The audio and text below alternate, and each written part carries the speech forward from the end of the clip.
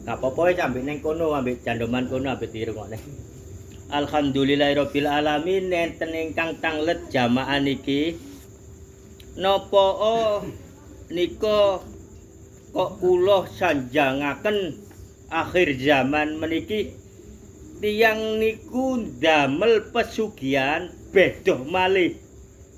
Lah niku sing akhir niki krana kathah tiyang ingkang pinter nggih berdalilkan demi kepentingan pribadi sampai buka jamaah. Kenyataanipun kula niki nggadahi kepentingan pribadi pesugihan sing damel bergedhok agama niku sing akhir nggih, akhir zaman. Bukti niku jamaah kula niki kula mun sanjang Al-Qur'an niku mung dadi topengan mawon. Sholawat niku mung dadi gedhok pembukaan mawon. Nah niku ingkang kula sampaiaken nggih ayat-ayate Allah, tapi kula niki sekutu kali laknatullah. Kula nggadahi kamar kiyambek sing komunikasi kalian jin-jin menika termasuk pesugihan lek umum menika umum nggih hubungan kalian Nyi Loro Kidul kalian nggih pesugihan menika. Tapi lek sakniki kathah jamaah ingkang sing damel pesugihan ngoten, tiyang sing boten ngerti nggih boten memahami sampai tumut akhire nggih kula damel tumbal menika. Niku akhir zaman moko pesugihan melalui agama di napa kepentingan pribadi kula sekutu kali laknatullah niku pesugihan meniku kula buntel rapih kalian agama. Lah niku sing akhir zaman sakniki. Lah niku sing singen-singen napa pesugiane kathahipun umum sing singen nggih sekutu langsung dengan makhluk-makhluk jin sing termasuk toyol.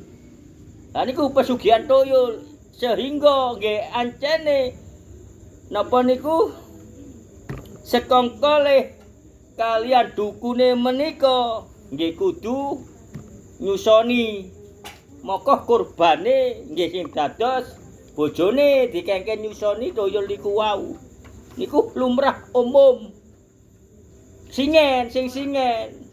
Wonten malih selain toyol, keblek, wujud, lawa. Ha niku nggih. Ha niku kula mboten ngerti. Sekongkole napa tumbale kula mboten tapi memahami. Ha niku keblek. Enten malih sing babi nyepet napa niku damel sesajen ten ngajenge kalian damar cempluk kalian sing sejajene niku nggih macem-macem panganan dados sandingan nika. Maka niku lumrah umum singen niku babi nyepet ngoten. Lah niku umum sampai di film-filmaken ten nggih meniku. Lek dikepung dateng tiang kampung menika lampu cempluke obah-obah maka disembul ilang ngoten menawi. Ngoten nggih. Lah niki sing garai sakniki sing garai mboten ngertine tiyang. Lah niku nggih. Kurbane menungso tanggane, kurbane menungso sing mboten paham napa-napa nika. Sampai mbuak dhuwit ben dinten napa ten prapatan menawi mboten ten prapatan nggih ten dalan-dalan menika. Lah niku pesugihan sakniki niku golek kurban tanggane, golek kurban wong-wong sing mboten ngerti ten Jawi-Jawi mriku. Toh cara nggih niku wau.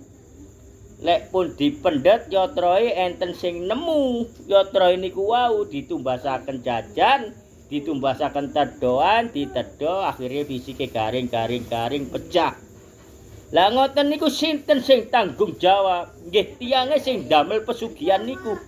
Dosae tiyange ingkang sing nemu yatra ten dalan niku wau. Lah ngoten nggih, Mas Wahid nggih. Nah niku sing singen sakniki lah sing bahaya lebih berbahaya niku nggih sing kados kula sakniki-niki. Buka jamaah kenyataane kula sekutu kalian laknatullah, kula buntel rapih dengan agama. Lah niku nggih ternyata kurbane nggih jamaah-jamaah menika. Muga-muga panjenengan ngerteni jamaah ingkang hakih Allah sak benerane menika. Cukup semanten. Assalamualaikum warahmatullahi wabarakatuh.